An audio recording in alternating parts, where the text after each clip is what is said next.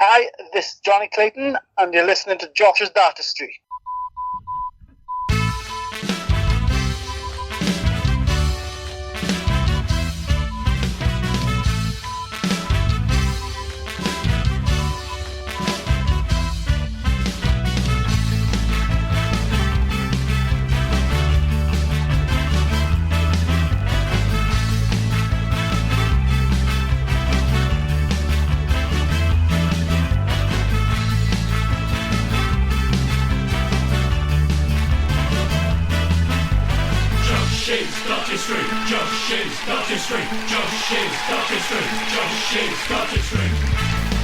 Hello, good evening, and welcome to the Josh's Dartistry podcast. This is the Bounce Out, episode 10, no less, of the Bounce Out.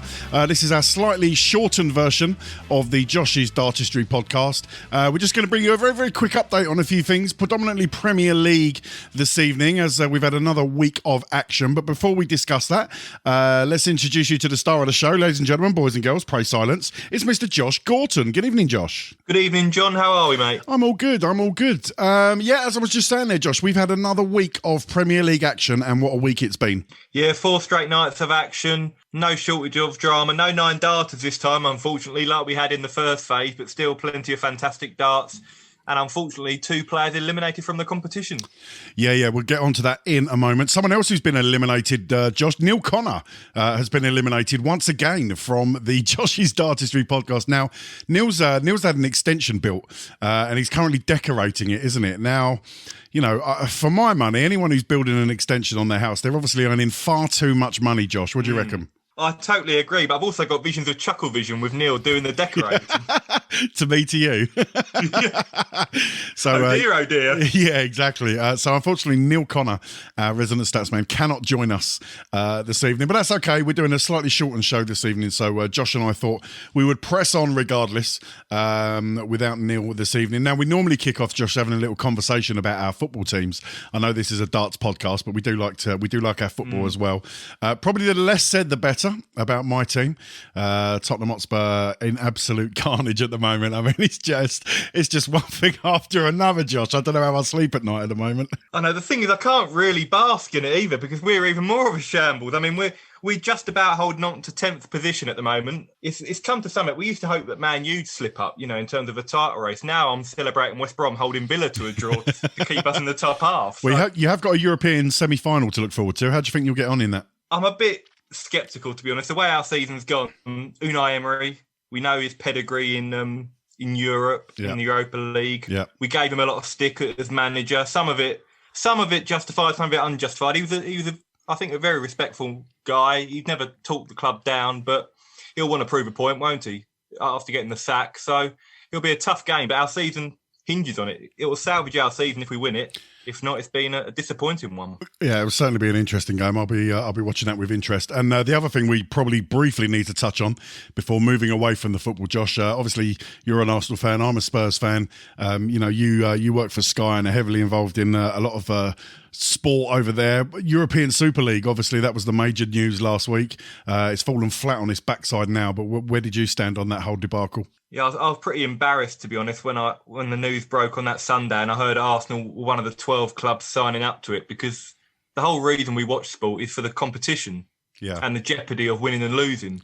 And I mean, yes, we are a big club, and I know there's been a bit of banter about Tottenham, but Tottenham are a big club in terms of history and fan base. In terms of stadium, I think the only reason we got in is because we've got that lovely, shiny stadium that I'm sure all those European clubs would have wanted to come and play in, and from a financial point as well. But I mean, yeah, from a trophy cabinet point of view, it's a bit laughable, really, isn't it? It is, but even us, I mean, yes, we've got a big trophy cabinet, a big history, but we're struggling to get in the top half this season. So never mind top 12 of the Super League, top 12 of the Premier League would be a bit of a struggle. But I'm quite proud of the way that the whole football fan base kind of united. It doesn't happen often, does it? It doesn't. But I mean, Arsenal and Tottenham, for example, were 2 of the clubs that may have benefited most from it financially, given the situation we were in. But even Arsenal, Tottenham fans, all the big 6 clubs, we saw Chelsea fans protesting outside against it. So, you know, we didn't want to be associated with it. And thankfully, our voices were heard. But I've got a feeling this won't be the last of it.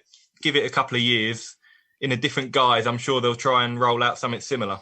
Yeah, that is my worry. But we stand united on that, Josh. I'm not a fan of it either, and I'm glad for the time being it's been knocked on the head. But as you say, we will see how that progresses. So yeah, Josh, first thing we'll do, we'll have a chat about the Premier League. We've got our two eliminated players, unfortunately. We'll have a look at the top four and also all the way down to position 8, obviously, and see who's going to be vying for those top 4 spots. You'll probably give us a roundup of each player, won't you, Josh? Yeah, I will do. We've got, like I say, 8 players left in, all had contrasting fortunes in the second week, so we'll have a look at how they're faring heading into the latter stages.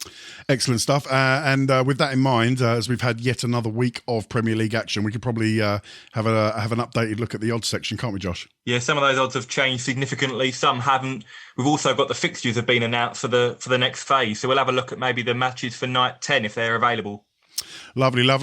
So quite Premier League heavy on this show, and it's fitting that we managed to get hold of a Premier League player, Josh, and have a chat with him. Exactly, yeah. Managed to speak to Jonny Clayton just a couple of days ago. He was in great form, John. Obviously not at the Super Series in Germany this week, so he was easy to get hold of.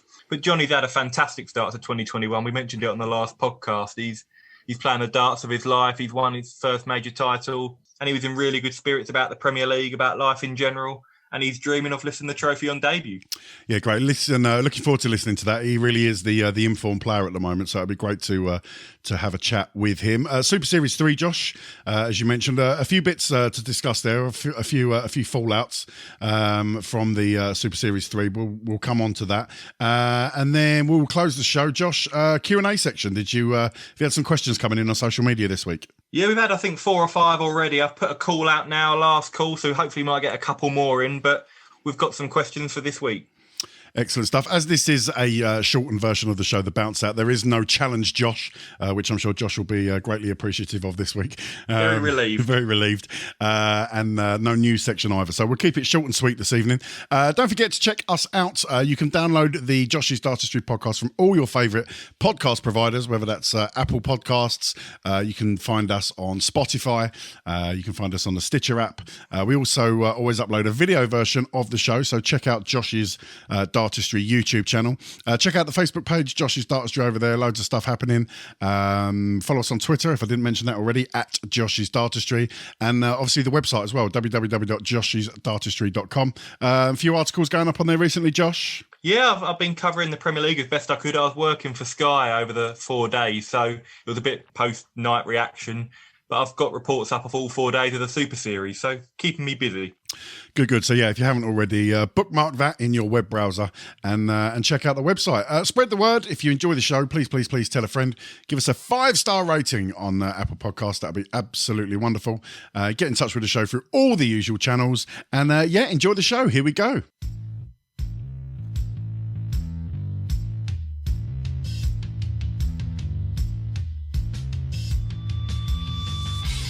You're listening to Josh's Dartistry. Don't forget, you can check us out on Facebook by going to the Josh's Dartistry page. You can follow us on Twitter at Josh's Dartistry, or go to the website www.joshisdartistry.com for all the latest news and insight into the world of darts. You can also leave us a comment or a question via our voicemail box. Just call 07739 738 329 and leave us a message, and we may play it live on air. Now back to the show.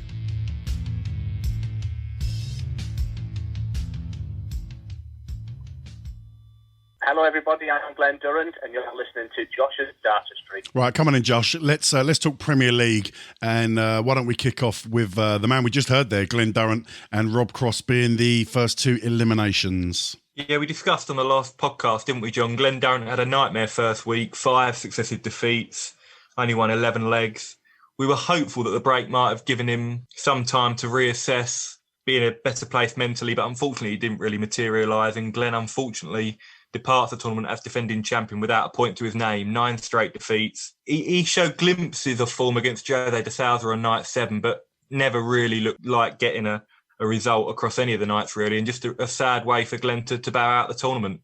It's an unenviable record, isn't it? Because, for someone to go out without a single win against their name, we've not seen it before. I'm not saying we'll never see it again. Anything's possible, of course, but I wouldn't wish that on anyone in the Premier League. But if you ask me who is the main person, I'd never want to wish that on Josh. It would be Glen. Absolutely, and I saw an interview with him he did with a local paper in Teesside today, and he said he was getting so many lovely messages and so much support and sympathy from his fellow players, but he didn't want that sympathy, if that makes sense, because he's used to players finding him irritating and taking out the big ton-plus finishes, and he knows when people are sniping at him or criticising him, it's because he's playing well, and he's an irritant. I think Michael van Gerwen last year made a few comments, didn't he, about Glen Durrant, finding him quite irritating to play against, whereas this year we saw Michael showing a touch of class and having some words and consoling Glen after a defeat. But I think the reason why it's been so hard for Glen is not just he's out of form, but it's the back-to-back nights, a condensed format. Usually, in a usual season, when it's on a weekly basis, you've got time to maybe improve your game, go to a few Pro Tour, build up some confidence. But this is just relentless. You've got no time when you're playing back-to-back to change anything. And you're locked in your hotel rooms, you're confined to your bubbles. So mentally, it must be quite lonely as well. And I think it's really sad to see him depart with 0 points. You know, last year the Premier League provided the highlight of his career, really, and this year's Premier League has provided the low light, if you like. Well, the final nail in Glen's coffin on the final night came courtesy of Rob Cross. Rob picking up the 7-5 win, but it didn't help him much in the end, did it, Josh? It didn't, no, and it was a scrappy game in all fairness. I think because it was a dead rubber, there wasn't much incentive for either player, and I think Glen was desperate to try and get a point, and Rob really, I think, was on the back of 4 straight defeats, was a little bit demoralised. But he's a bit unlucky, Rob, because he picked up 7 points. Now, no player in Premier League history prior to this year had been eliminated with 7 points. Yeah. And last year, I think he got 5, but he didn't perform well at all. His throw was off. He looked bereft of confidence, whereas this year he's looked a lot better. We were praising him, weren't we, on the last show, saying he's had a little bit of a resurgence. Unfortunately, after the break, he lost a lot of tight matches. He lost 7-5 to Gary Anderson, 7-5 to Aspinall, 7-4 to Van den Berg, but it was a few missed doubles here and there. He missed darts to get a point against Gary Anderson. And if we reflect now, he finished 1 point behind Gary. So that's the difference between him staying up and Gary being eliminated. So there are positives for Rob to take, but elimination for the second straight year, only Wes Newton has suffered that particular fate. So it's disappointing for Rob, and with a lot of money to defend on his ranking over the next 12 months. Will he be in the Premier League next year? Who knows? Yeah, I'm sure Rob is disappointed. So commiserations to those two guys who got knocked out. Glen Durrant there, Josh, who I picked for my top 4, well and truly out the running. I think I'm going to leave the predictions to you in future. Well, unfortunately, I did predict Glen to be eliminated, but I don't take any pleasure in that. But I'm not sure about me with my predictions, John, because if you recall, the other person I predicted to be eliminated was Nathan Aspinall, who sits top of the league. Let's have a focus on the top, Josh. Talk to me about Nathan and Dimitri Van den Berg sharing the lead at the top at the moment. Yeah, both really exciting young talents, both playing some fantastic darts. They both picked up 7 points from a possible 8 over the 4-night stretch. Nathan was really, really good. Beat Peter Wright 7-3 on the opening night, followed that up with a draw against Jonny Clayton, and then great wins against Gary Anderson and Rob Cross. So Nathan's just full of confidence at the moment. And coming into the Premier League, he was a little bit inconsistent. He wasn't playing poorly, but his results were not great. He'd struggled since making that Premier League final, so I did fear for him. But I'm delighted to have been proven wrong, because he's one of my favourite players to watch. I love the intensity he plays with, and he's just a great watch. So really pleased for Nathan. And Dimitri Van den Berg, he suffered defeat on night 5. That was his first defeat, but he's bounced back really well. 3 straight wins, night 6, night 7 and night 8, beating Clayton, Rob Cross and Gary Anderson, and was pegged back against James Wade. He was 6-3 up on the final night. Looked like he was going to be top outright, but Wadey had a really, really good 4 nights and won 3 straight legs to pinch a point. But Aspinall and Van den Berg both tied on 13 points, and both very well placed, you would have to say, to secure a playoff place. If you took me back 24 months, Josh, and said to me, predict the top 4 Premier League at this stage in 2 years' time, out of those 4 names I'm looking at, I think I would have predicted one of them. Exactly, yeah, and that's Michael van Gerwen, who may consider himself a little bit fortunate to be in 3rd position. Definitely. He's been so inconsistent, Michael. I think in the past, he's produced some great performances against Jose de Souza. He had a fantastic game against Jose. I think both hit 7 180s, 105 average. And we mentioned his game against Rob Cross on night 3. That was 107. But Michael's B game used to be about 101, 102, whereas now it's anything from about 92. He's had a lot of mediocre displays. He was awful against Glen Durrant, really, but just fell over the line in a scrappy game. And then on the final night of action, lost 7-3 to Jonny Clayton. Yeah. Having been so good the night before, he was so lethargic. So he's well placed, Michael, to get into the playoffs. He's got the experience. We know he's Premier League savvy. So I would not back against him qualifying. But from what we've seen over the last few nights and at the Super Series, you'd have to say he's no guarantee to get into the top 4 because players below him, like Jonny Clayton, Jose de Souza and James Wade, are playing better darts than Michael, really.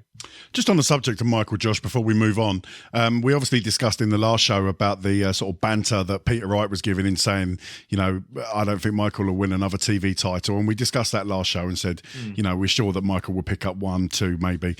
But let's go back, a couple of years ago when MVG was winning tournament after tournament after tournament, almost on that sort of Phil Taylor level of performances throughout a 12-month period. Do you see Michael van Gerwen ever getting back to that level of performance, or do you think, it could be two things really, couldn't it? It could be, MVG's performance slipping, but also, the players around him, raising their game and coming up to take TV titles off of him as well. Do you ever see MVG sort of having that crazy year that he had ever again?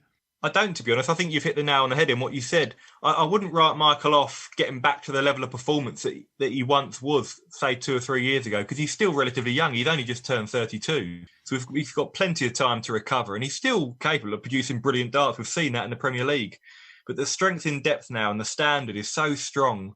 I don't see anyone dominating like Phil Taylor did, like Michael maybe has over the last 4 or 5 months. But I think let's see what it's like when the crowds are back. Yeah. Because it's been so unpredictable without the crowds and the behind closed doors format. Who knows? When the crowds are back, the likes of Price, Van Gerwen, Wright, they might return to dominate. Who knows? But there are concerns for Michael because he's not looking consistent. I mean, Michael used to be a banker, didn't he? If you wanted to have a bet on a Premier League night, Michael van Gerwen, whoever he's playing, you back him to win. Now he's becoming the one you don't want to tip because he could beat anyone, but he could lose to anyone the way he's playing. Yeah. And just to finish the top 4 chat there, my guy, James Wade, I mean, what a performance, Josh. A late call-up off the bench, comes in and takes the place of Gerwin Price, obviously, as we know, through because he tested positive for the COVID. But, I mean, 4, as you've put here, 4 straight ton-plus averages, picks up 5 points to move into the top 4. It's absolutely sensational from Wade, isn't it? It really is. And on the last show we did, I think me and Raz were saying we were a little bit concerned for James Wade. And we were saying the first game on the opening night back between D'Souza and Wade, the loser could be in real trouble. And the loser was Wade, despite him playing really well. But he's done fantastically. I mean, I think the last time Wade had 4 straight 10-plus averages in the Premier League was back in 2008. So we're talking 13 years. So that longevity is impressive in itself. But he's played really, really good darts. He's looked much more focused, a lot more comfortable in the last set of Premier League fixtures because maybe it was a late call-up that just took him by surprise a bit in the first phase because he didn't really settle, did he? But he's been a different player in this Premier League. And I did back him to get into the top 4 when he got a call-up. I wasn't confident of that after the first 5 nights. But now I think he's got a fantastic chance. And whenever Wade's in a semi-final, whoever he's got, you never write him off because he's so cool under pressure. Yeah. And with averages like that, it will take some stopping, I think. I mean, the night 8 game when he's, beaten, let's be honest, an in form, and the man whose name's on everyone's lips at the moment, Jonny Clayton, to beat Jonny 7-2 on night 8, it's a fantastic performance from James, isn't it? It was, and I felt a little bit for Jonny because Jonny averaged 103 and he got done 7-2. But that's testament to how well James played. And he's not really renowned, is he, as being a massive scorer, James? Everyone talks about his doubling under pressure. And he's often a player that does the minimum at times to win games. It's just about taking out the right shots at the right moments. But we can't forget how good James is, and these averages just show that. And he's in really good form. He's had a week off now. He didn't compete in the Super Series, so he'll be coming back fresh. And I think he might have a real run at making the top 4 because he's got previous. And back in 2019 was his last Premier League appearance, and he made the top 4 then. So I wouldn't back against him doing that now. Yeah, we've got quite a lot of darts to go, but yeah, I'm hoping James can cement his place in the top 4. And what a story it would be if he went on and won it, Josh. It would be incredible. Let's move on. Let's move into the 5, 6, 7, 8 positions. First of all, let's have a look at 5 and 6. So Jonny Clayton currently lies 5th, and Jose de Souza in 6th. Josh. Yeah, Johnny's ended night 5, the first phase, top of the league. So he slipped to 5th, but it's not as disastrous as it might seem because it's such a congested table. He's 1 point off Marco van Gerwen in 3rd, only 3 off the top. But he got an important win on night 9, Johnny, against Marco van Gerwen because he hadn't got a win in his first 3 games back. Not because he played poorly. He played well against Dimitri van den Bergh, averaged a ton, lost 7-3. Yep. You've just mentioned the game against Wade where he got beaten 7-2. He got a draw against the Asp, who's top of the league. And then he beat Michael 7-3. So he's still in positive spirits, Johnny. He's still got the highest tournament average of over 101. So there's no concerns for him in performance. It's just the occasional few darts at double with Johnny that he's missing at key moments, which against this level of play, you cannot afford to do. So I think he might need to sharpen up a little bit on the outer ring, but he's playing well enough to make the top 4. And then you mentioned Jose de Souza, John, in 6th position. What a run he's put together to haul himself out of trouble, Josh. Absolutely. He got that massive win, didn't he, against Van den Bergh on night 5, going into the break, which gave him a chance at staying up. And he backed that up with wins over Wade and Durrant, lost to an inspired MVG on night 8, but then came back. Night 9 got a point against Peter Wright, so he finds himself just 1 point off the playoffs. But his maximum hitting is just unbelievable. We've seen it plenty of times before, but 50 180s in 9 matches, 41 of those have come in his last 6. I mean, that's incredible, and he's on course to absolutely shatter the record. So it's fair play to Jose because he's just not been overawed. I mean, Premier League debut without a win in his first 4 games, it would have been easy for him to fold, wouldn't it? But he's bounced back so well. And I think if he carries on his scoring power, it could take something special to stop him because we'll mention the Super Series later. But he produced some astronomical averages there as well. Yeah, it's been an impressive week for Jose. 2 names now, Josh, in 7 and 8 that a lot of people would have put in their top 4 or to finish in those top 4 spots. Probably on, not necessarily form, but history in terms of what we've seen in Premier League seasons over the years. Peter Wright in 7th and Gary Anderson in 8th. Yeah, a slightly disappointing round for both players. I think Peter Wright can be less concerned. He lost to Aspinall, who's very good on the opening night back. Then he played an inspired Wade, who was fantastic. Me and you watched the game and had a little text, didn't we, John, afterwards? Because Wade, those last 4 legs he strung together were great. But he got a win against Durrant, which was not a particularly enjoyable game to watch because Glen struggled so much. And then he got a point against de Souza, right? So he's still in contention. I'm going to say it again. I know I say it all the time, but his constant changing of the darts is not helping him, I don't think. Although the Josh's Dartistry bingo, there we go. Tick that one off. There we go. In fairness, though, he did go back to the darts and the setup against Jose, which he won the World Championship with, and he looked so much more comfortable. If he sticks with them, I think he's got every chance of having a run at the playoffs. But if he continues to chop and change, I think it could be more inconsistent results for Peter Wright. But Gary Anderson's the one that's been a little bit disappointing. I mentioned on the last show that I was a little bit concerned for him in terms of elimination. And although he did stay up, it was only by 1 point. And that was due to Rob Cross missing doubles against him. But he's not played poorly, Gary, but he's not averaged over 100 yet in this competition, which for him is quite extraordinary over 9 games. Yeah.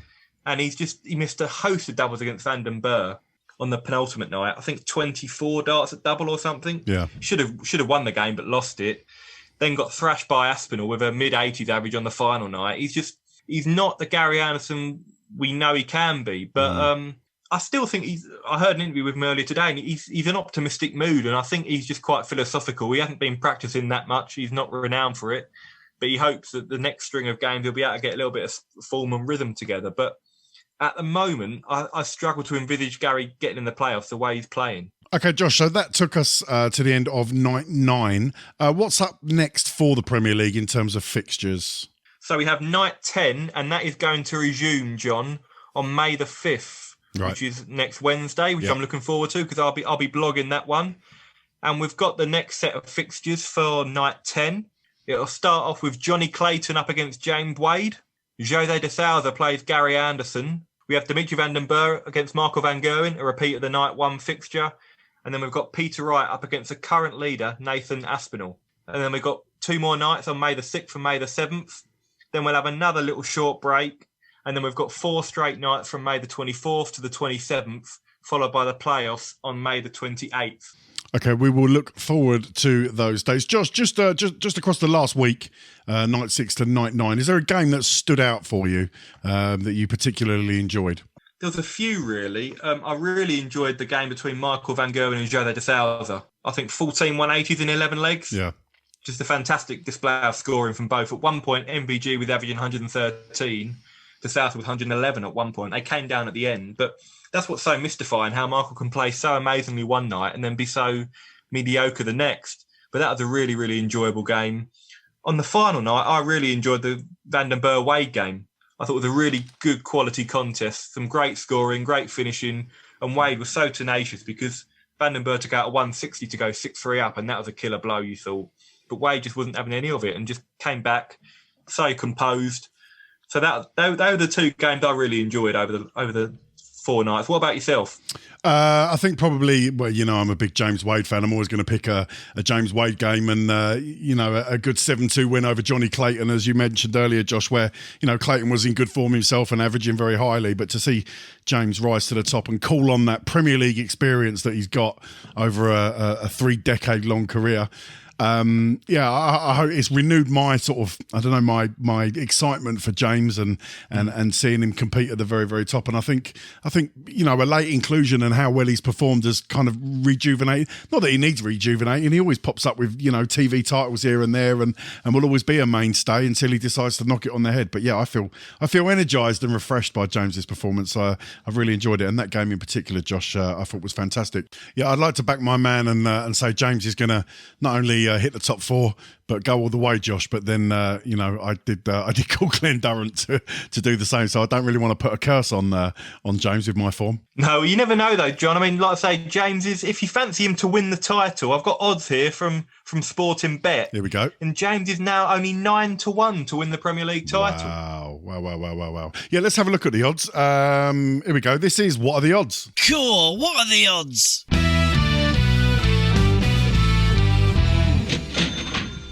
Okay, Josh, what are you going to bring us this evening in the absence of Neil Connor? We still haven't got match odds yet. I don't think they've updated because the fixtures only were released a couple of hours ago. But I've got who will top the league. It's very tight at the top, only 3 points separating the top 5 players. So the joint favourites, I should say, to top the league are Dimitri Van den Berg and Michael van Gerwen, both at 2-1. Wow. Personally, I think Dimitri's a better bet. I think he was 10-1. We discussed it on the last episode. And I think Raz tipped it, Van den Berg to top the league at 10-1. Yeah. That's now gone into 2-1. Nathan Aspinall only shortly behind at 9-4. He is the current leader on legs difference. Jonny Clayton, the man in form, at 12-1. Mm-hmm. James Wade, 14-1. Peter Wright is 25-1. José de Sousa at 40-1. And Gary Anderson, the rank outsider, at 80-1. To reach the playoffs, we've got Dimitri Van den Berg is 1-7 on. So really highly fancied to make the last 4 on debut. Michael van Gerwen and Nathan Aspinall are 1-4 on, both highly fancied there. Yep. James Wade, a slight outsider. Well, not an outsider. He is 4th favourite at 11-10. Mm-hmm. Jonny Clayton very closely behind at 6-5. We've got Peter Wright at 7-4 if you fancy it. De Sousa at 2-1 and Gary Anderson at 4s. And the 180s market is almost irrelevant because De Sousa's so far ahead. He's absolutely smashed it. I've called it. He's won that already. But in terms of the tournament odds, Michael van Gerwen is still the tournament favourite at 2-1, but they are longer odds than he was initially, which I think reflects his inconsistent form. Yeah. Dimitri Van den Berg is 2nd favourite at 7-2. Nathan Aspinall 11-2. Peter Wright and Jonny Clayton both 8-1. We've got James Wade, as I mentioned, at 9-1. José de Sousa at 11-1. And Gary Anderson, if you fancy an outside bet, 25-1. He's won it twice. If he gets a little bit of form going, you'd never write Gary off if he got to finals night, would you? It is so tight up there, Josh, that there's quite a few value bets there. I mean, Gary obviously is the big one if you're looking for a big return. But, as we've just mentioned there, James is having as good a chance as anyone at the moment at 9-1. I think that's worth a tenner of anyone's money, Josh. I totally agree. I think if James does make the playoffs, you'll see those odds shorten. He won't be 9-1 then. Yeah. And he is currently in the playoffs. Yeah. And I think over the 4 nights, he was the best player for me. The consistency to average 100 over 4 nights is no mean feat. So I think James has got every chance. He's got the experience. He knows what he's got to do now. He's got a task in front of him. I sometimes think with Wade, he needs that motivation. He needs something to aim for. And he's got that now because it's all eyes on the playoffs. So, but if you look at Gary at 25-1, I tipped him to make the top 4 at the start of the season in our predictions. I'm not as confident now. But he's only 2 points off the playoffs. Yeah, it's so tight, isn't it? I mean, the way he's playing, I think it's going to be a struggle. But we know how good Gary is. He got to the World Final a few months ago. So if he gets a little bit of a run going and makes the playoffs, those odds are going to plummet. So plenty of value there, I think. Josh, interesting. No 9-darter last week. We've been so spoilt with 9-darters recently, but we didn't get one last week, did we? No, pathetic, isn't it? They're all absolutely How useless. dare they? Shocking. Well, we did see Dimitri miss a double 18, though, didn't we? He got very close. And that would have been all 3 debutants to hit a 9-darter. Yeah. We saw Jonny and Jose hit one. So that would have been unbelievable to see 3 of them hit one. But I'm pretty sure over the next 7 league nights, we'll have at least one more because playing behind closed doors, it's just so conducive to seeing them. We saw 4 at the Super Series in 4 days. Yeah. So, yeah, I think there might be another 9-darter, maybe even more than one. Well, there you go, folks. Josh hopefully has given you an idea of where to put your money with regards to the Premier League odds. If you like a flutter, then you're more than welcome. But, of course, please remember to always gamble responsibly. And when the fun stops, stop. Cool, what are the odds?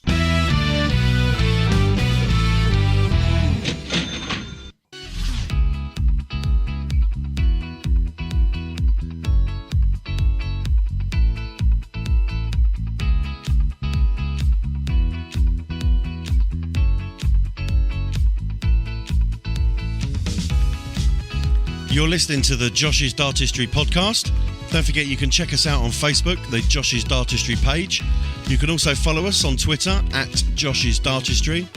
And you can also go to our website, www.joshisdartistry.com, for all the latest news, blogs and information on the world of darts. Don't forget you can also call us and leave us a message on our voicemail box. That's 07739 738 329. That's 07739 738 329. Call our voicemail box, leave us a message, leave us a question, and we may play it on the show. Now back to the show.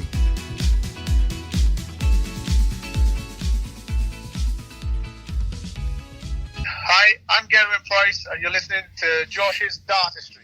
Okay, Josh, as promised, you managed to have a catch-up with Premier League debutant Jonny Clayton. I did indeed, John. Yeah, Jonny was in great form, reflecting on a fantastic start to 2021, talking about his dreams of winning the Premier League on debut. Also spoke a little bit about his work as a plasterer. It's still well documented that he's still doing that.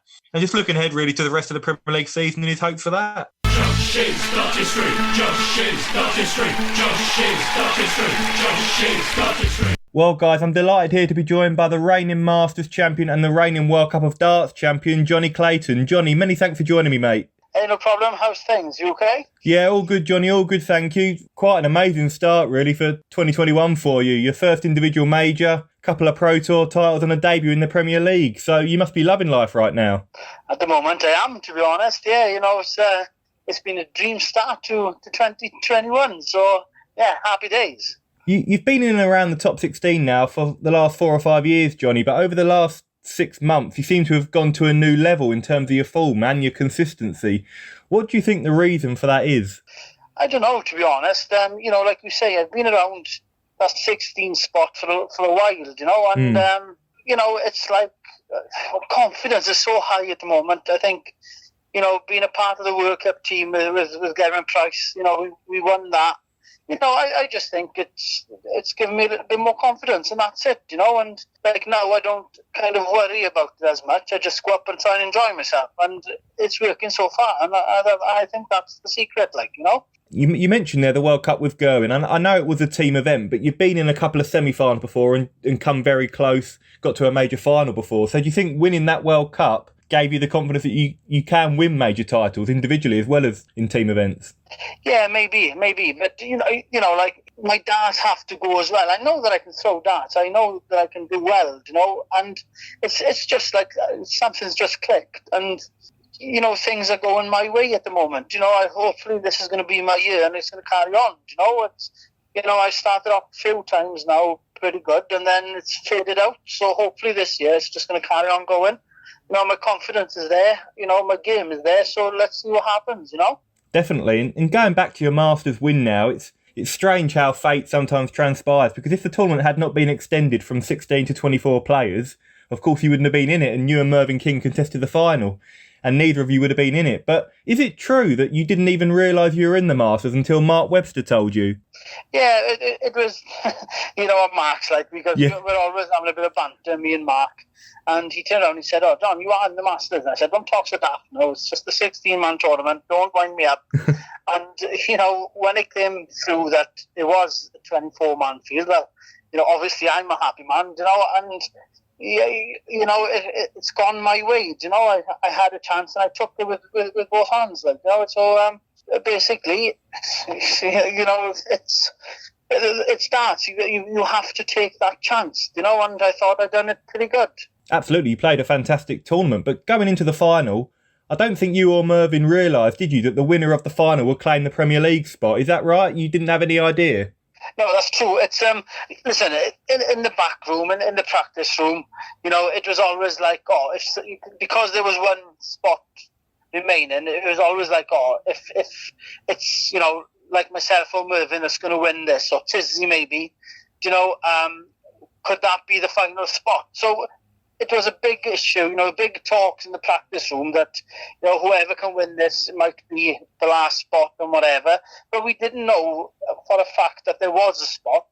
And, to find out on stage that there was a spot there for myself, it was a nice surprise. I was hoping for it, I was wishing for it, but we weren't told until after that match. And you've had a taste of Premier League action already as a challenger in Cardiff at the start of last year. What's it been like playing in the Premier League against the world's best on a nightly basis in this year's Premier League?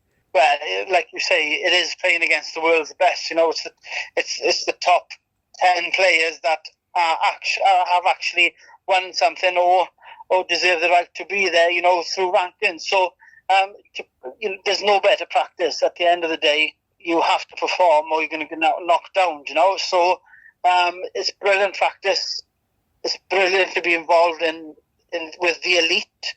So for me, as a personal thing, it's just a dream come true for me. So, I'm just trying to do my very best and hopefully lift that trophy at the end of it.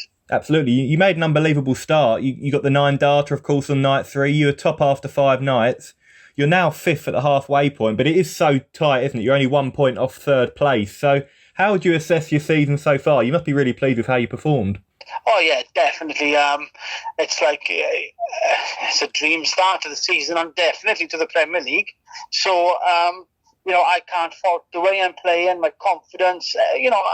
I'm just in a happy place. I'm in a good place as in Dartistry. So, hopefully it carries on. And I'm not sure if you're aware, but you actually boast the highest tournament average in the Premier League. So you could consider yourself a little bit unfortunate to only be 5th position, given how well you've played. Yeah, it's at the end of the day, it's lovely to have that massive average or, the 10-plus average. But it's the doublers that count, unfortunately. And, I've lost a few games. And, that's why I am 5th. So, I forget about it. As soon as that winning dart goes in, I lose that game, it's got to be forgotten there and then. You can't dwell on anything. So the sooner it gets out of your head, the better, really, because you focus onto your next match. And that's what I'm trying to do. And I'm trying to forget it as quick as I possibly can. You got a big win on night 9 against Michael van Gerwen to kind of put you back into contention into those playoff spots. But you've now won 4 of your last 6 against Michael, including all of your last 3 on TV. So what is it about playing Michael that brings the best out of you, do you think? I think a lot of it is, the respect I have for him, because I've always said that Michael has no tricks. Michael goes up, he plays his game.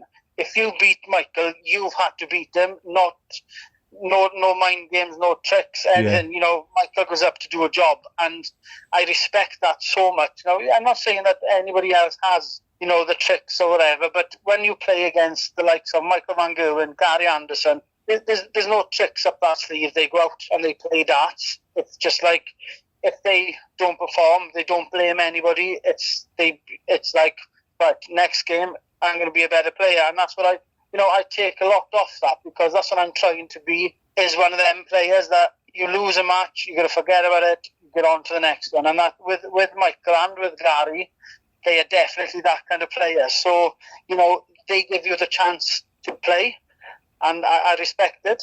And out of the 8 players left in the Premier League, Jonny, you're one of the 4 who didn't travel to Germany for this week's Super Series. Is that due to the whole logistics with the travel and the quarantine, or was it simply that you wanted a little bit of time at home with the family? Yeah, it's a bit of both, to be honest. It's, I think Germany's in tier 3. Why would I want to risk going there? Maybe you can catch this COVID anywhere, but I'm just minimising the risks. Like, I want to... I'm in a good position to do very well in this Premier League, and that's what I want to do, to be honest. So it's just to, minimise the risk of catching COVID, and that's genuinely about it, because I've not missed any other tournament. So in 6 years of darts, so I am a keen dart player, as in following every tournament, and that is the only reason.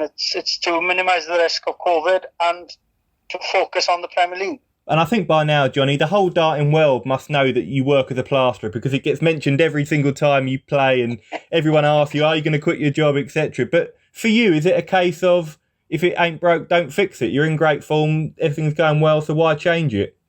Yeah, exactly. Like I always say, I started off in darts as a hobby. My dad, my family, my dad, my gran, my mum, they all played darts. And, for me, it's just a hobby. As far back as I can remember, I've thrown a dart at the dartboard. Whether I hit the dartboard is something else. But, as far back as I remember, there's always been darts in my family. And, I've played, like I said before, through the BDO system as, a hobby. And I've worked through everything. And that's what I want to keep doing, because at the end of the day, work takes your mind off darts, and I generally think that works. You go to work and you think about your day job, and then you think about darts afterwards. And when I go to play darts, then it's a different mindset. It's like, okay, I got a different job today, and that's what I'm going to do. And I think it keeps a good balance. And does it also take the pressure off as well? Because playing on the PDC is tough enough, we know that, but playing to earn a living can add to that pressure. So at least you've got that security by working as well. Yeah, I suppose it does, but it's just like, I played rugby up until I was 34, and I'm one of the boys, like, I enjoy going out. I don't have a bad bone in my body. I enjoy fun, a laugh, and that's what I find my darts. I find to get on with everybody and respect everybody. That's me. I'm just a happy-go-lucky guy, and and that's how I take life. I just take life on as it comes. I don't plan anything. I don't read into things too much. It's just my way, And being in work keeps my mind, seeing the boys and whatever, all my friends in work. I think it works. Well, it's certainly working for you now, that's for sure. But we had Wayne Mardle talking on Sky Sports at the end of last week's Premier League, and he backed you to be one of the sport's late bloomers. You look at Peter Wright, Glen, Durrant, Martin Adams, all won world titles, maybe in the later stages of their career. And you must believe if you can maintain the form you're producing now, you've got every chance of winning many more majors in the future, hopefully. Yeah, hopefully he's right. Do you know what I mean? Good man, Wayne Mardle. Yeah, I hope he's 100% right. I'd love, obviously, and when I look back in my darting career, whatever happens, I've played both codes. I've played international for both codes, and now I'm a major winner. I'm a Premier League player, so I've done basically everything in the PDC. Obviously, hopefully, I'm going to be a world champion. I'm going to lift that trophy. I'm going to be a Grand Slam champion. I'm going to lift that trophy. There's plenty more to do, but I've done on my CV, as they say, I am a major winner, and not many people can say that. So whatever happens, hopefully it carries on by winning a lot more. But I've got to take it on the chin if I don't. And that's me. That's how I look at life, And if it's to be, it's to be. If not, well, it wasn't meant to be. You mentioned that you have done virtually all in the PDC, but one thing maybe you haven't done is play a full season in the Premier League with a crowd. You've missed out on that this year with it being behind closed doors. So does that make you hungry to next year try and qualify for the Premier League and have that experience of playing all around Europe in front of the biggest crowds? Oh yeah, definitely. You know, listen, I'm out this year. You know, well, every game of darts I play to win. You know, if I lose, it's obviously not my night. But you know, I'm there. I'm going to try and win that Premier League and secure my spot for next year. Just to do that in front of all the crowd. So you know, that's what I'm hoping for at the end of, you know, night 9 again. So yeah, look out. Absolutely. And we saw Glen, Durrant and Nathan Aspinall on debut last year reach the Premier League final. You're only 1 point off the playoffs now, heading into the business end. What would it mean for you to lift the Premier League title on your debut, Jonny? Well, that, you know, dream come true, obviously, you know. It'd be massive, you know, Glen to do it last year. Myself this year, that would be absolutely fantastic, you know. And I just hope it's going to happen. I'm going to try my best to make it happen, but let's see. Well, it's been a joy to watch you in the Premier League so far, Jonny. Thanks for your time today, mate. We wish you all the very best for the rest of the Premier League. Cheers, pal. No problem at all. Thank you very much. Josh's Dartistry, Josh's Dartistry, Josh's Dartistry, Josh's Dartistry. Well, there you go. There is Josh's interview with Premier League debutant and current Masters champion, Jonny Clayton. And Josh, really interested. I mean, I know it's a lot of people still talk about it now. I don't want to call it a rags to riches story, but the fact that Jonny continues to work as a plasterer when he's so busy with his darts as well, it's an incredible story, really. And I'd like to think that the fact that he carries on doing that and he talks there about, you know, being with the boys at work, and I'd like to think that perhaps grounds him a little bit. Do you know what I mean? And sort of like, you know, keeps his feet on the floor. I completely agree. I also think it alleviates some of the pressure on him, because playing on the PDC circuit is tough, mentally and physically, and it's pressure enough, isn't it, playing on the big stage against the world's best? But if you're doing it to earn your living, if you like, it adds to that. So he's got that financial security, and it just takes his mind away from the sport. I mean, it doesn't impact him playing, because as he said, I think he's barely missed a tournament for about 5 or 6 years. The Super Series was the first one he's missed for the last 18 months. Yeah. But I think it's great to see, and as you mentioned, he's so down to earth, and he's got time for everyone, Jonny. Every single player respects him in the game. Every pundit, fan, player you meet, nobody's got a bad word to say about Jonny Clayton. Okay, well, once again, a big thank you to Jonny for taking the time out to have a chat with Josh. You're always welcome on the Josh's Dartistry podcast. And, of course, we wish you all the best for the rest of 2021. This is Paul Nicholson, and you're listening to Josh's Dartistry. Okay, Josh, we've mentioned it already. PDC Super Series 3 took place, didn't it? April 24th to April 27th. Give us a roundup, buddy. Indeed. So we had most of the world's best heading to Germany for the third Super Series. Quite a lot of big-name absentees. Partly, I think, just taking some time out, the Premier League players. Some over issues with quarantine and travel. But we had, I think, 26 tour card holders missing in total, which is quite a high That's a lot, figure. isn't it? That is a lot. Yeah, the likes of Gerwin Price, Peter Wright, James Wade, Gary Anderson, Jonny Clayton, Joe Cullen, Glen Durrant, Adrian Lewis, all missing out. But we still had 4 days of quality darts and 4 very well-known winners as well. So really, really good standard. The opening event, Players' Championship 9, we saw Jose de Souza win his 5th PDC title, continuing where he left off really from the Premier League, and he beat Luke Humphreys 8-1 in the final. Now, Luke has had a great 6 weeks or so, got to the UK Open final, made his first Pro Tour final, now made another one, but he was absolutely helpless against de Souza. In that final, it was just, I've never seen anything like it, John. After 8 legs, he was averaging 118, Jose. Wow. It dropped to 114. Scandalous last leg, really. But I think Luke Humphreys saw the funny side of it, John. At one stage, he was just laughing behind Jose as he was just hitting 180 after 180. And he tweeted after the game, "I want my mummy." Wow. I mean, it was that incredible from Jose. I think one of the highest averages ever seen in a Pro Tour final. So we've seen him in the Premier League. He's capable of producing these monster numbers. But when you combine that scoring with the doubling that he was doing as well, that takes some stopping. And the next day, although he didn't win it, Jose, he lost in the quarters. He averaged 117 in one match. So these are incredible numbers. These are almost Marco van Gerwen-esque averages. It seems like with de Souza, it's just something's clicked, doesn't it, Josh? Something as you know, that doesn't matter what competition he's playing in at the moment. He seems to his averaging's incredible. He's doubling, he's finishing. It's something's clicked there, isn't it? Absolutely. We saw him win a couple of Pro Tours about 18 months ago now. And obviously the Grand Slam last year was the biggest moment of his career. But he seems to have got that consistency now, and the scoring power is just unrivaled. I mean, the number of 180s he's hitting, not just in the Premier League, but on tour as well. There's no one better in the world in terms of the 180 hitting. So really, really impressive from Jose. And he'll take a lot of confidence now into the Premier League in the second phase, because winning breeds winning. Talking of confidence, a confidence-breeding win for Michael Smith at PC 10, Josh. Yeah, big win for Michael. He spoke after the win about having a point to prove, because he was left out of the Premier League.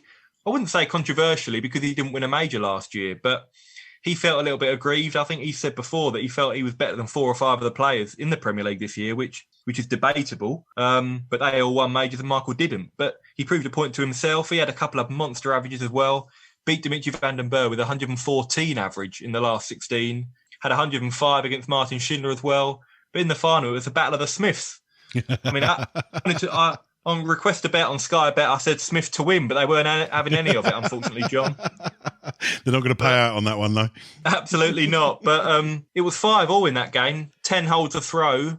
Ross missed a chance to go 6-5 up, and Michael 130 finish, and that was the catalyst for him. And he reeled off the last 2 legs to pick up his 13th Pro Tour title, which draws him level with his good mate Ian White. So good win for Bully Boy. He hadn't won a title since November last year, so nice for him to get back onto the winner's circle. And then the final 2 days, John, Players' Championship 11 and 12, we saw 2 first-time winners on the Pro Tour. We had Dirk van Duijvenbode. He beat his fellow Dutchman Martin Kleermaker 8-6. And Dirk he's had an incredible rise since reaching the World Grand Prix final last October. He's gone from someone on the periphery of the top 64 to now he's into the world's top 32. Yeah, well, I was going to say, Dirk seems to be a name that we hear more and more and more, Josh. Yeah, the World Grand Prix was massive for him. It gave him the belief, and he's got to a couple of TV quarterfinals since then. But also, coming into this Super Series, he had the highest average of any player on the floor over the first 8 events. So he got the rewards in Players' Championship 11. And he also came very close to winning it for a second straight day, losing 8-7 in the final in Players' Championship 12 to Dimitri van den Bergh, who, can you believe it, won his first Pro Tour title. I mean, for a player of Dimitri's calibre, the way he performs on the big stage, it's incredible to think he hadn't won a Pro Tour title. But that had been the major criticism of van den Bergh, that he was brilliant on the big stage on TV, but he couldn't produce on the floor. But he showed over the 4 days in Germany that he's more than capable of doing so. And he seemed to have the focus and the intensity in his game that he had in the Premier League and the other big majors. So really pleased with Dimitri, because that's been the only thing holding him back qualifying for these other big tournaments over the last 2 years, Pro Tour form. So really good win for Dimitri, and 4 different winners, but 4 great stories, John. Yeah, absolutely. Just looking at your notes as well, Josh, there's a few talking points there as well. Obviously, Michael van Gerwen struggling, winning just 5 games across the 4 days. We've touched on sort of Michael's inconsistencies in the Premier League, but it's also stretching out across the Super Series as well, Josh. Yeah, he had a really bad first 3 days, only won 2 games, lost first round to Josh Payne on the opening day, then a couple of second round exits, showed signs of a return to form on the final day, couple of good performances, 3 good wins, but without being disrespectful, players you'd expect him to beat. And then he ran into Simon Whitlock in the last 16, and the Wizard beat him for the 4th time in succession. So disappointing for Michael. He's still yet to win a title in 2021, which I know we're only 4 months in, but for Michael, usually he's already got 2 or 3 under his belt by now. So he'll be frustrated. But in more positive news, we had 2 fantastic stories on day 2 with Aaron Beanie and Berry Van Peer making the semis. Now, Aaron Beanie's a prison officer, got his tour card last year at Q School, had a bit of a torrid time on the tour, won 4 matches across the entire year last year. But the improvement in his game this year has been astronomical. He's played so well, he's worked so hard at his game. He's beaten Gerwin Price, Van Duijvenbode, and on day 2 he beat Rob Cross, and in the quarterfinals beat Barney, who had a really good run on day 2. So pleased for Aaron Beanie. And Berry Van Peer, we all know Berry's had a well-documented battle with Dartistry over the last 2 or 3 years. He seems to have come through that now, and he had a fantastic run himself to make his first Pro Tour semi-final for 5 years on the circuit. So really pleased for both men. Talk to me about Scott Mitchell, Josh. I know he made back-to-back quarter-finals. Yeah, really impressed with Scotty since he got his tour card. I think we had a question, didn't we, a few episodes ago about could Scott Mitchell replicate the form that Glen Durrant produced in his first year? And I said I felt Scott had a real chance of breaking into the top 64, maybe the top 32, but I didn't see him going any further. But he's played some really solid stuff on the tour. Nothing absolutely out of this world, but just really solid, really consistent. He's very hard to beat, Scott. And in both occasions that he got to the quarterfinals, he lost to the winner. Lost 6-5 to Van den Berg on the final day, and also lost in a tight affair to Van Duijvenbode the previous day. So really good week for Scott Mitchell, who's looking set now to qualify for not only the Worlds, but also the Players' Championship finals. So really pleased for him. Roman van Barneveld, Josh, suffered another bout of illness. Now, I know the illness was slightly different to what he suffered with last time. Do you want to tell us a little bit about that? Yeah, so as I mentioned, he had a good run to the quarters on day 2. Won his opening match on day 3 with 101 average. Was due to play Krzysztof Ratajski on the streaming boards, and there was a long delay, and it soon became apparent that Raymond had withdrawn from the competition. But the PDC said it was simply through illness, so we weren't sure if it was a repeat of the diabetic episode maybe that he had at Super Series 2. But we were talking about it just before we came on air. There was a statement issued by his management about 2 hours ago that said he ate something and that upset his stomach. So I think it was about a sickness, really, rather than anything more serious or more sinister. So Raymond did pull out of the Players' Championship 11. He travelled home and did not compete in Players' Championship 12. But thankfully, it doesn't appear too serious, because I was starting to get worried. That was 2 events within a month that he'd been forced to pull out of. Yeah. So it's great to see him back and playing well, but I don't want him to be doing that at the detriment of his own health, of course. And none of us want that. But it seems that it wasn't too serious, so we should see him back playing in the next set of events. Yeah, it sounds like it was a bit of an isolated incident outside of his the medical conditions that we are aware of. But of course, we wish Raymond all the very best, not just with his darts, but with his health as well. And Josh, just to finish off, we mentioned there were some 9 dart finishes. Tell us who was responsible for those. 2 of those were the Premier League players. We had Nathan Aspinall, Premier League leader, played really well over the 4 days. Didn't quite get the results that his performances deserved, I don't think. But he hit a 9-darter against Andy Bolton. We had Jose de Souza hit a 9-darter in the aforementioned game where he averaged 117 against Jermaine Watamina. So that's 2 9-darters in a month for Jose after getting one in the Premier League. We had Stephen Bunting hit a 9-darter against Ron Moulenkamp, and Krzysztof Ratajski hit a 9-darter on the final day against Keane Barry. So fantastic standard there. But also want to mention Robert Thornton, John. Yeah. Now, Robert, he's a very popular player with everyone, 2-time PDC major winner, missed out on a tour card at Q School, but got an invite for this tournament because of all the players that pulled out. And he certainly made the most of it. Played some terrific darts throughout the 4 days. And on the final day, got to the semi-finals and was threatening to win a first tour title for a number of years. Without a card. would have been unbelievable, wouldn't it, really? But he played some terrific darts. Beat Aspinall, beat Michael Smith. Missed doubles cost him, unfortunately, in the semi-finals against Van Duijvenbode. But really encouraging stuff for Robert.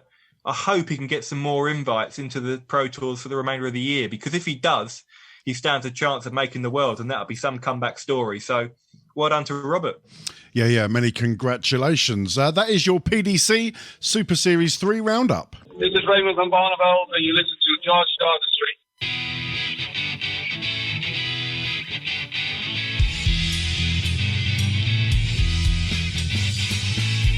You're listening to Josh's Dartistry. Don't forget, you can check us out on Facebook by going to the Josh's Dartistry page. You can follow us on Twitter @Josh's Dartistry, or go to the website www.joshisdartistry.com for the latest news and insight to the world of darts. You can also leave us a comment or a question via our voicemail box. Just call 07739 738 329. Leave us a message and we may play it on air. Now back to the show.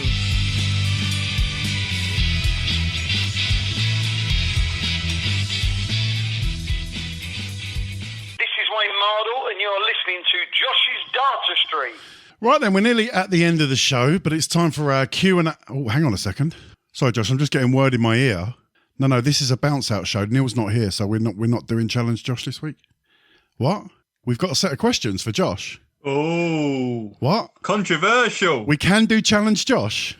Oh, well, Josh, late news reaching me here. He thought he was in the clear. So the line's going dead, John. I'm going to have to catch you later. Okay, mate. Listen, when we were chatting on the WhatsApp group earlier and Neil said that he wasn't available this evening and you and I just said we'd do a short show, I had a couple of hours spare at work this afternoon, Josh, and I thought... Of course you did. Well, do you know what? I'll be honest with you. I was inspired by Woody, friend of the show. He left a comment on the Twitter page. He'd left a question, which we'll come to a bit later, but he started off his tweet with, really missing Challenge Josh. And I thought to myself, well, who am I to deny Woody an episode of Challenge Josh just because Neil was in here? So as I said, I had a couple of hours spare at work, and I've put you 15 questions together, Josh. How do you feel about that? Woody has just been blocked on Twitter. No, listen, if the people want to see me squirm, let me squirm. Absolutely. Ladies and gentlemen, boys and girls, this is Challenge Josh.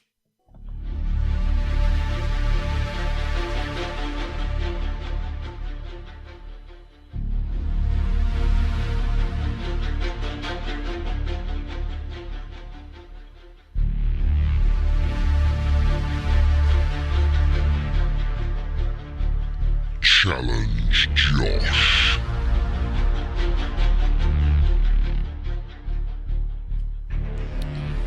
Yes, that's right, Josh. You are not getting off that. You want to see the look on his face, ladies and gentlemen, on the Zoom call when he just found out that he will be facing 15 rapid-fire questions.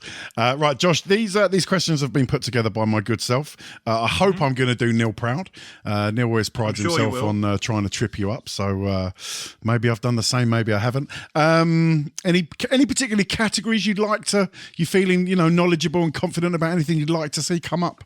Premier League darts night 6 to 9. I worked on all of them, so please. Unfortunately, I haven't made it that easy for you. However, I'm sure you've done a little bit of research on this subject matter because he was the subject of this episode's interview.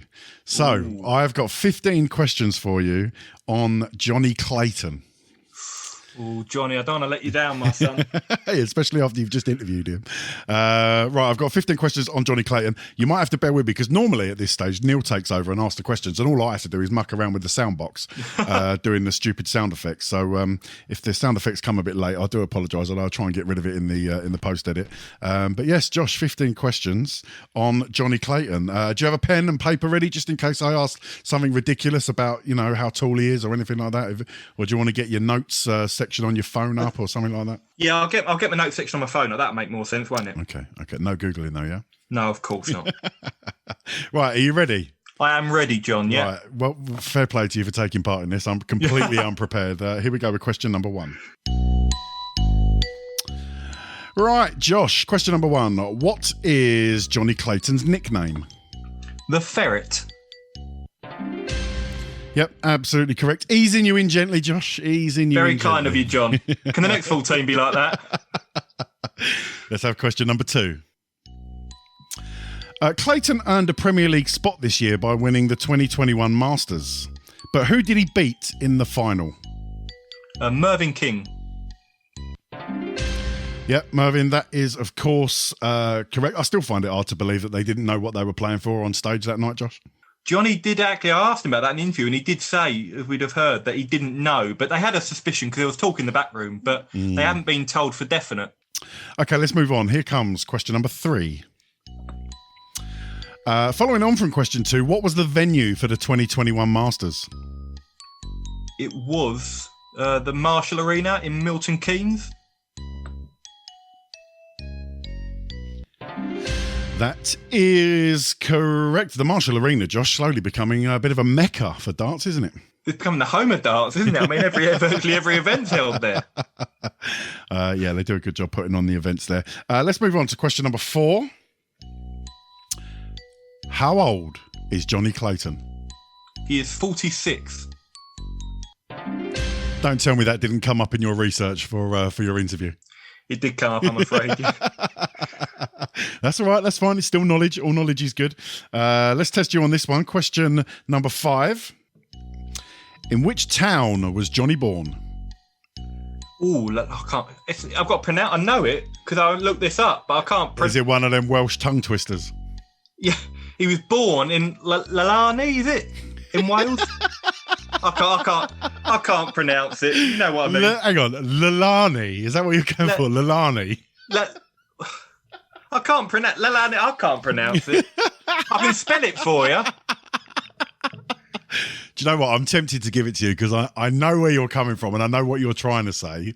It's double L A N E double L I. I think. Yeah. I don't know how you pronounce it. I will give it to you because you spelt it right. It is, but it's pronounced Clenethly. Is it? Yeah, it starts with a C. It's new every day. When you see a double L in the Welsh language, it's pronounced with a C. It's a silent C, so it's Clenethly. I'll bear that in mind for a future interview. I will. Good job I didn't ask him about his hometown of Lalani. Yeah, you would. Do you know what? Lalani, if I remember rightly, Lalani back in the sort of early 2000s, she was a page 3 girl for the Sun newspaper. Oh my word! I don't know why that came into my mind. I do not know. Let's move along swiftly. That one was correct. Okay, let's move on to question number 6. Jonny Clayton made his World Championship debut at Ali Pali in 2017, defeating Gerwyn Price 3-1 in the first round. Who did Jonny lose to in the next round?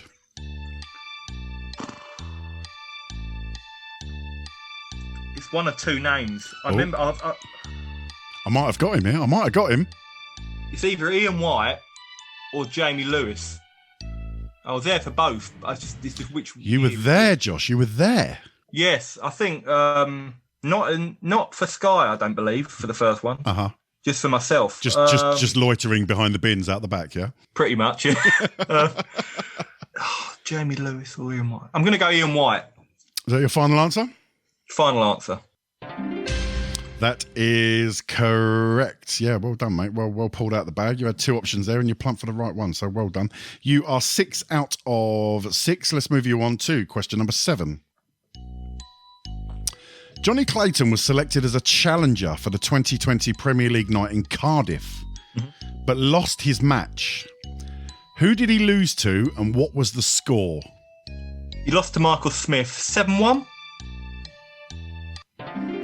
Absolutely zero hesitation there. Well done, well done. Yeah, Clayton obviously part of the challengers or the contenders format, Josh, and then finding himself as a full-time Premier League player the following year.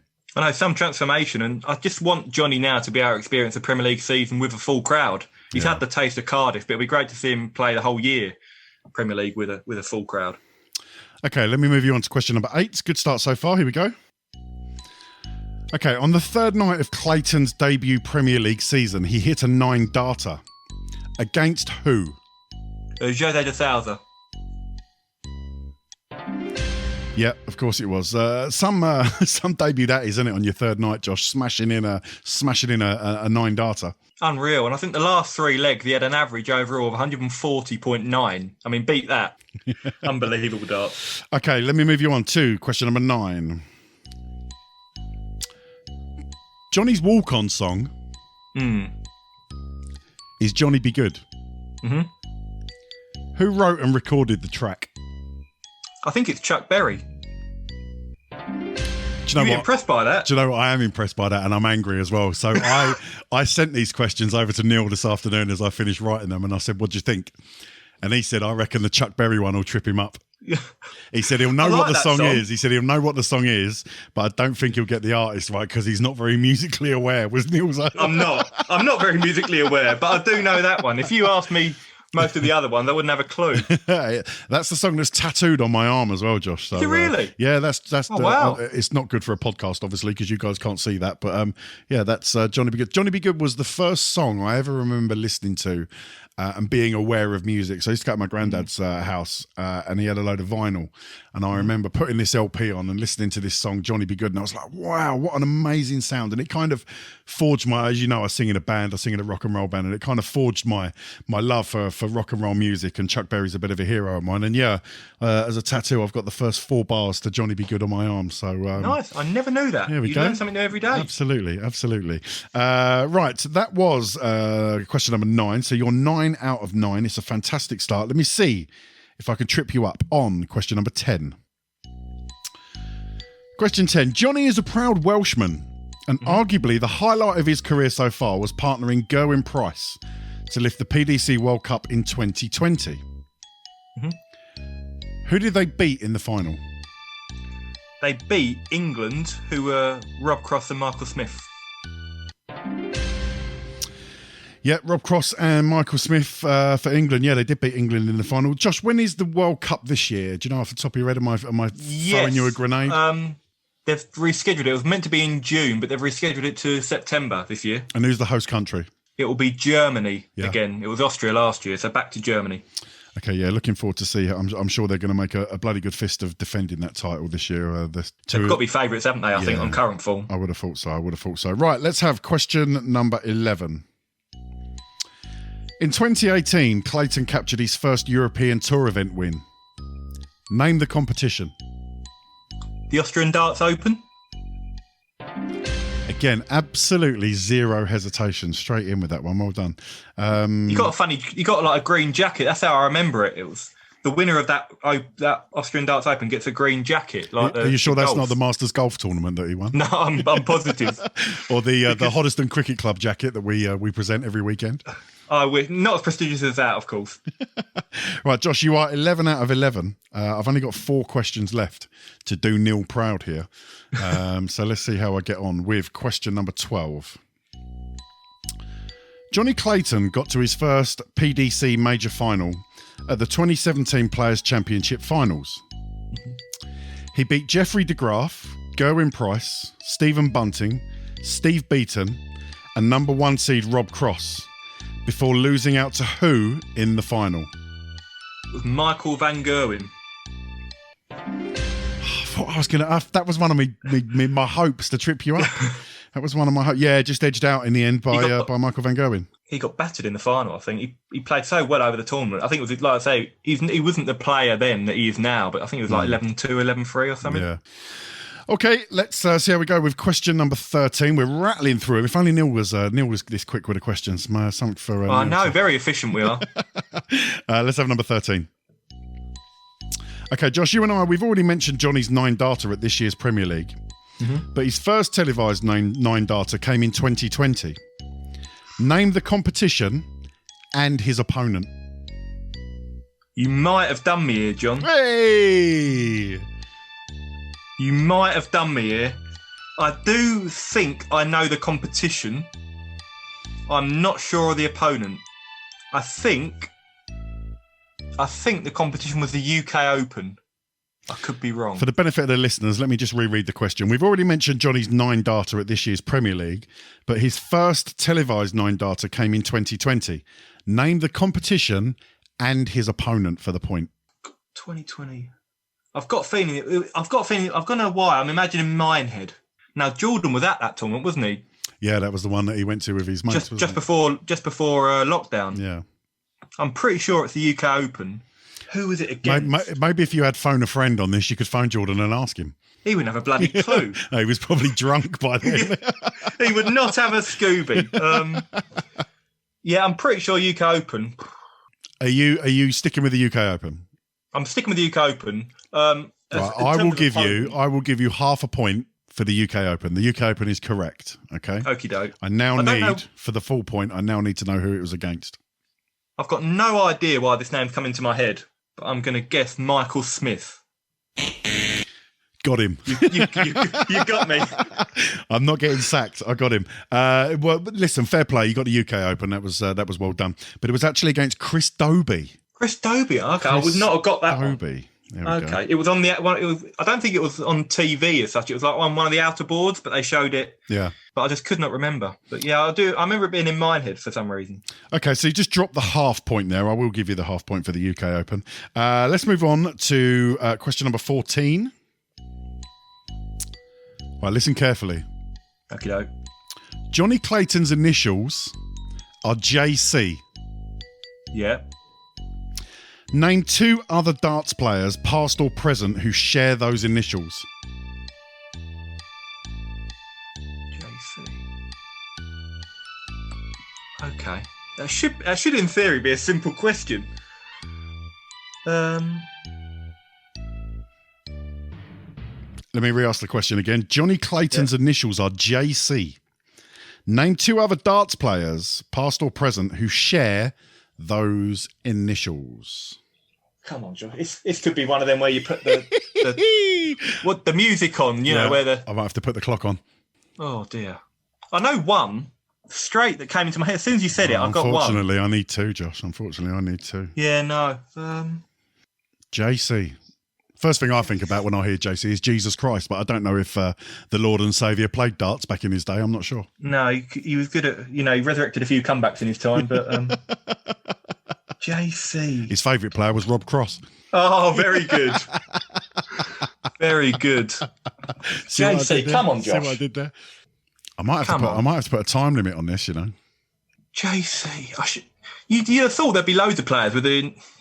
Jonny Clayton's initials are JC. Name 2 other darts players, past or present, who share those initials. Now, this is one of those questions that I didn't nick off of just researching on Wikipedia.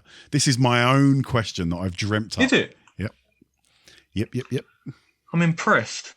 A little bit outside the box, something a little bit different. Have you got one? I've got one, yeah. The one that came straight into my head straight away was Jamie Caven. Jamie Caven. This is Jamie Caven, and you're listening to Josh's Dartistry. There we go, friend of the show. So you've got one right, Josh, in Jamie Caven, but there's I need another one for the point. I'm trying to. You know what an anorak I am. I'm actually trying to go down now the PDC Order of Merit. I'll give you a little bit of information. I managed to get 4. Oh, I've got one. Joe Cullen. Joe Cullen. There you go. How did I forget that? There you go. So, the names I've got on my list, Josh, Joe Cullen, Jamie Caven. Now, they're the 2 obvious ones that stand out, although I say obvious. It did take you a while to get Joe Cullen. You did, yeah. I've also got Jason Clark. He was born 1969. He's a player from Scotland. And I've also got Joe Cheney, who is an American player. Who's initials playing the BDO a few times. Absolutely, with JC. So there's 4. But I only asked you for 2, and you got 2 correct. So many congratulations, you get the point. Right, you are 13.5 out of 14, Josh. Okie doke. I've got one more question in my back pocket. Now, okie doke. Neil normally likes to have a hand grenade ready for question in case it's gone particularly well for you. He likes to put in a difficult question at the end just to try and trip you up. Do you think I've done the same? 100%. I'm waiting for the question on Jonny Clayton's shoe size, and I have not done my research on that. Well, let's see. Here we go with question number 15. Jonny Clayton obtained his maiden PDC tour card on day 4 of Q School in 2015. Name any of the 5 players that he beat that day to secure his tour card. Cough, bloody hell. That is incredible. Would you call that a hand grenade question? I call that an atomic bomb. 20. Who he beat? Not a clue, to be honest. You're talking 6 years. Well, it could be anyone, couldn't it? For the benefit of the listeners, let me just reread the question. Jonny Clayton obtained his maiden PDC tour card on day 4 of Q School in 2015. Name any of the 5 players he beat that day to secure his card. There's 5 names there, Josh. I'm giving you a chance. I could have said name 3 of the 5. Yeah, but that'd have been ridiculous. I'll tell you what I'll do. It is a tough question. I'll give you 3 attempts. I'll give you... you give me 3 names. Yeah. And all I need is... It's a bit like the TV show Pointless, this. Give me 3 names. Okay. All right? And if one of them is correct, then you get the point. I'll give you 3 chances on this question. I've got to think of 3 players who often play at Q School. Kirk Shepherd. Is that guess number 1? Yes. You got 2 left. Use them wisely. Wayne Jones. Incorrect. You got 1 more guess.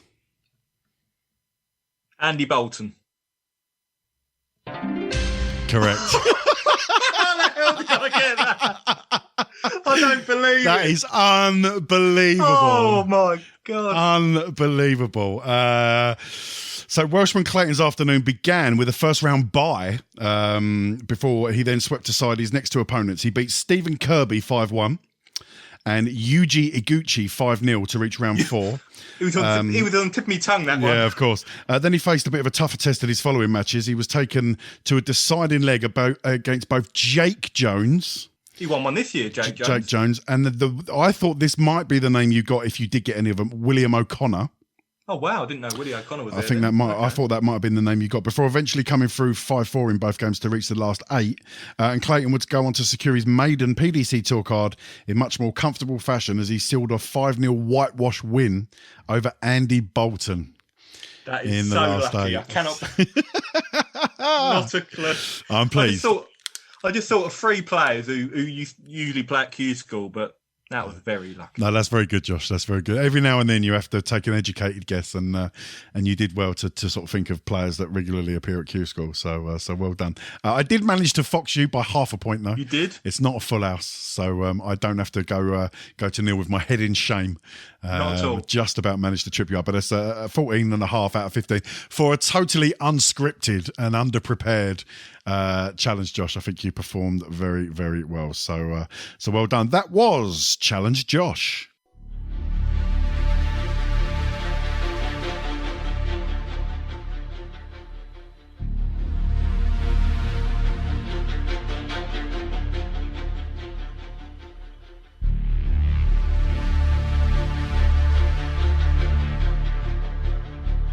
Challenge Josh.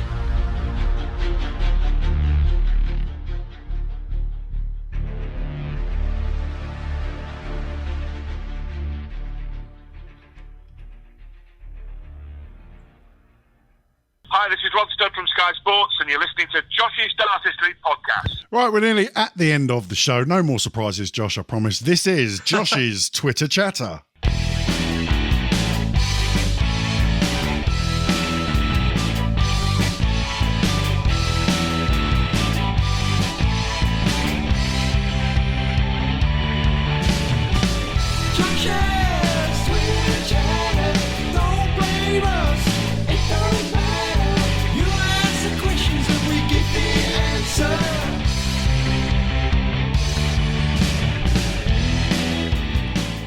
Okie dokie. Yes, we've had some questions coming in via social media. Most of them on Twitter, at Josh's Dartistry. You can pop over there, give us a follow, ask us any questions you like, and we'll do our best to answer them on the show. Josh, I'm going to head over first to at GloriousTB on Twitter. A bit of history to this question. Josh and I have had this argument on Twitter, so I asked the rest of you boys, and unfortunately that means just me because we got no Neil. Is MVG on the decline? There's a couple of points I want to make on that before, Josh, I'll let you have a say. There's 2 things that stand out for me. He is now a father. And he's got a family, and being a father myself with 2 young children, a working father as well, works full time. I'm certainly not in and out of the country like Michael Van Gerwen is, but it's not easy being a parent. You've got to look after the kids. You're trying to support your missus as well at the same time, and it does have an effect on your tiredness, your concentration. Not many people go through life being able to give their work 100% and not having to worry about their home life, regardless of whether you're married or got children. It's not easy. And I think that plays a small part, having a family, which has probably contributed to some of it. Still an absolutely mighty fine darts player, don't get me wrong. And the second reason, I think, is, and Josh, it's something you and I have already touched on today, I don't think MVG is particularly in decline. I think the competition is getting better and better and better. And where Michael's standard might have dropped a little bit, and the other standards of other players have come up and kind of met in the middle now, I think that's probably the case. Maybe suffering a bit of a lack of form this year, perhaps. And I asked Josh the question, do we think we'll ever see MVG have that fantastic year that he had a couple of years ago? Possibly not. But I wouldn't be critical of Michael for his drop in form. I think there's probably a lot of contributing factors, 2 of the big ones there that I mentioned. And I think that would be my response to that question. Josh, what do you think? Yeah, I don't think there's any one outstanding reason. I think, as you mentioned, it is difficult in terms of his commitments as a father. And I know he's constantly travelling to tournaments, and you do miss your family and you have got other concerns. We've also mentioned the competitiveness of the Pro Tour now. I think, yes, there's 128 players, but you can draw anyone in round 1 and they're capable of producing a top performance and dumping you out. They don't care about reputations anymore. I also think it'll be interesting to see how he fares when the crowds return. Because he's a player that thrives on the adrenaline, a bit like Gerwyn Price does as well. And I do think Michael has really suffered since the crowds have been absent. So I think we'll have more idea when they return. But I wouldn't even call it a decline. I think it's an inconsistency. Yeah. We've seen him at the Premier League, as we mentioned, 107, 105 averages. He's still got the game, the A game. The question is, has he got the B game?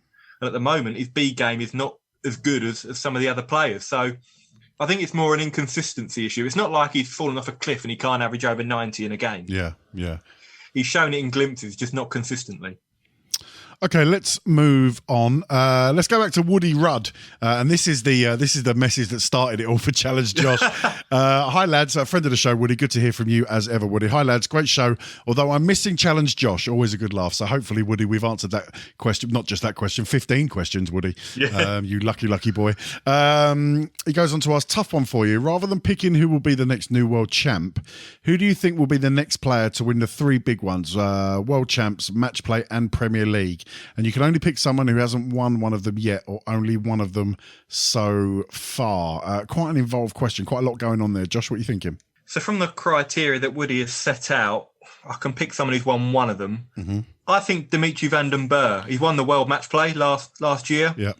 Not won the Premier League or the World Championship. Wayne Mardle, from speaking to him, he thinks Dimitri van den Berg is going to win the Worlds this year. He's gone early on that. He could win the Premier League this year. He's currently top of that. So I think Dimitri van den Berg is a contender. We've seen Michael and Gary Anderson. They've won them. They've won all three. Peter Wright's won the Worlds. Rob Cross has won the Worlds in the match play, so he doesn't count. Yeah, I think Dimitri van den Berg. What about you? I mean, sort of getting my head around the criteria a little bit. Well, I think Nathan Aspinall's got a very good chance of winning the Premier League this year. Yeah. I agree with that. I think he's got a very good chance of winning the Premier League this year, despite my love for James Wade. And I'll always back him. And obviously, Michael van Gerwen's still up there as the bookies' favourite to take that title. Yeah, I think I'll probably plump for Nathan Aspinall. He's won the UK Open. He's done it on the stage. That was in front of an audience. Obviously, we don't have that at the moment. It's a little bit different. But I think in the next 12 to 18 months, my one to keep an eye on for those particular competitions would be Nathan Aspinall. Let's move on. Neil Connor, I don't know who he is. Have you ever heard of Neil Connor? Neil put a tongue-in-cheek question on the Twitter page. Does Phil Taylor have a future as a pool player? Now, Josh, talk to us about this, because some footage emerged this week, didn't it? It did indeed. Now, we got a bit of a heads up that Phil was going to be competing in the Ultimate Pool Masters, I believe. I haven't watched the match itself, but I hear he lost 8-0. Yeah. And there was when I heard the scoreline, I could see why when I'm going to discuss the clip we mentioned, because there was a video circulating of him having a break, not a Kit Kat, by the way, and he completely scuffed the shot. I mean, it was something you'd see from if me and you were down the pub or the How local dare pub you? How dare you? No, I'm awful at pool. And that's the sort of thing I'd do. So it was quite heartening to see a 16-time world champion can't be good at everything. Because Phil Taylor is not going to be winning any pool competitions anytime soon. Well, the clip of the video I saw, apologies if I can't remember the name of the person who put this cap, but there was a caption attached to the actual video that I saw, and the caption simply read, "Phil, you require some chalk."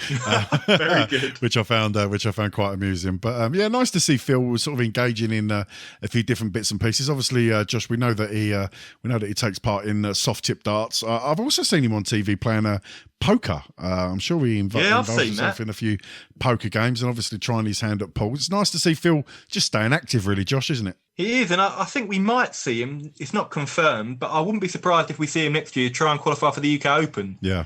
There was some talk of him trying to qualify this year as an amateur qualifier, but as we know, there were no Rileys held. So hopefully next year, when we get back to some sort of normality, he might be trying to qualify. And what a story that would be. Phil Taylor imagine turning up to your local pub, your local Riley's qualifier, and drawing Phil Taylor. You'd go home, wouldn't you? Well, we are entering you into that qualifier, Josh, so you never know. You might draw Phil in the first round. I will walk home if that's the case. I'm not going to put myself through that embarrassment. And also, Josh, we can look forward to hopefully seeing Phil in the World Seniors Championship. Of course, and I think he's going to take some stopping in that, to be honest. We've had a few more names confirmed now, the likes of Ted Hankey, Tony O'Shea, I've seen, Trina Gulliver. Yeah. So many names, but Phil is the outstanding one.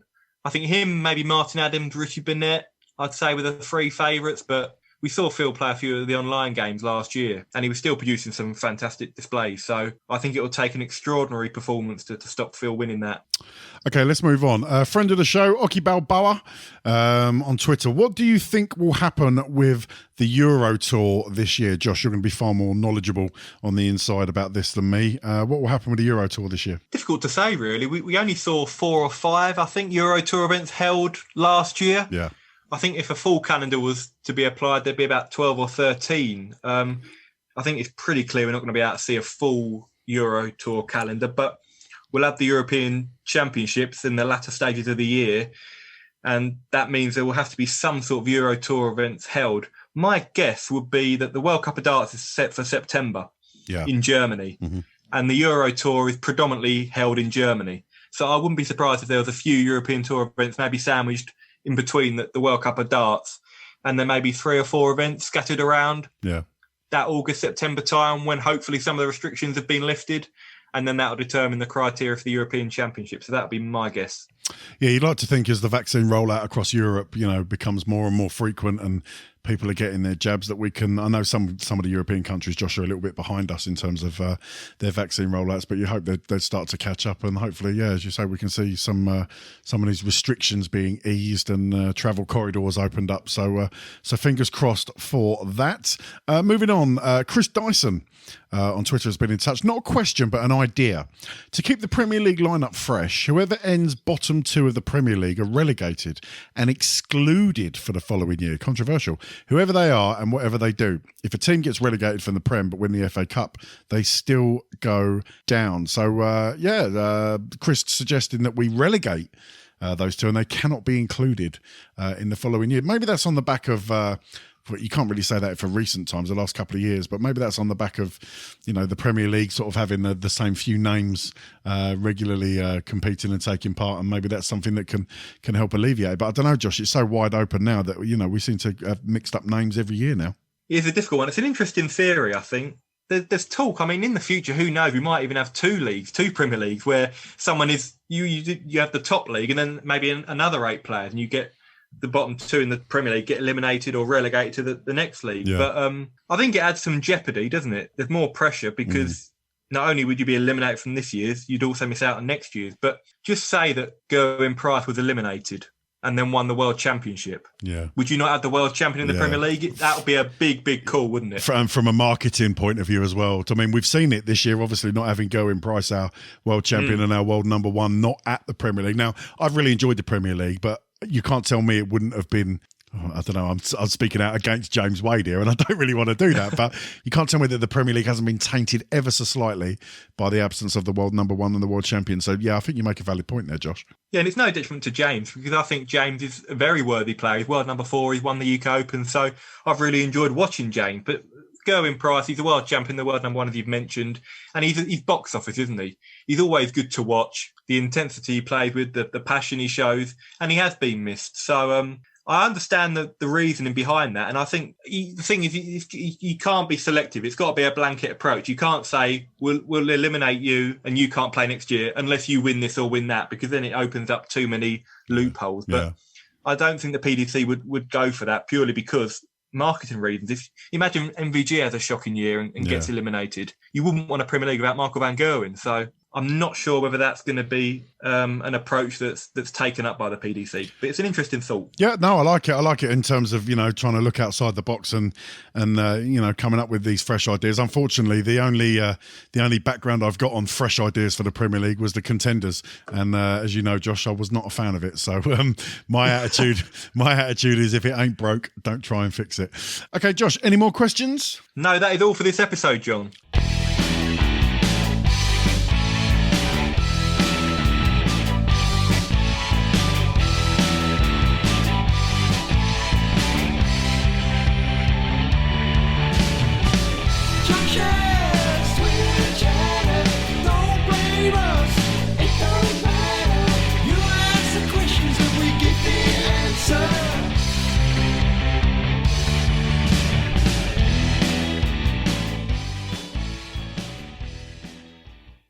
Martin Adams, and you're listening to Josh's Dartistry. Well, that brings us neatly to the end of the show. Bounce Out episode number 10. Josh, enjoyed that. Lots to look forward to, obviously, as we've mentioned, the resumption of the Premier League. I take it you'll be covering that on behalf of Sky, will you? I will be, yeah. So I think I'm working 6 of the 7 nights and the playoffs. So looking forward to that.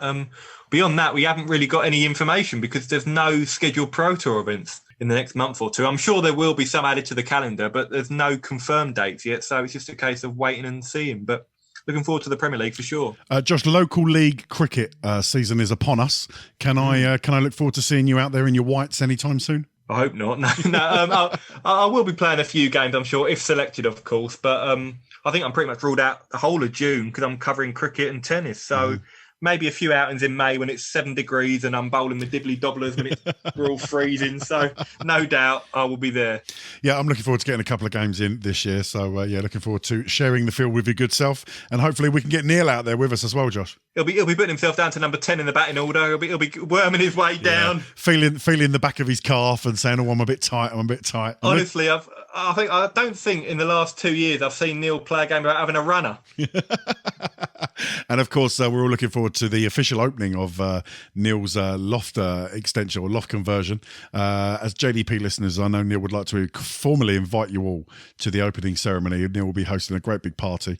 So if you want to turn up at Neil's house, just drop us a DM and we'll give you the address and the date of when that's happening.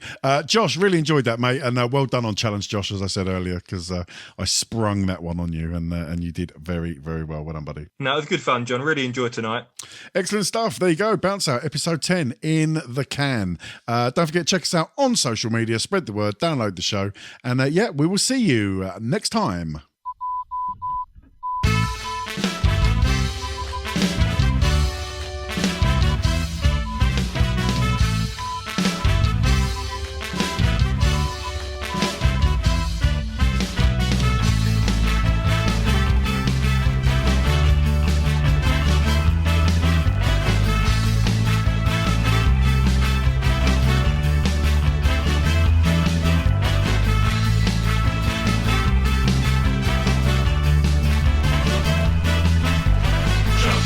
Dartistry, Josh's Dartistry, Josh's Dartistry, Josh's Dartistry.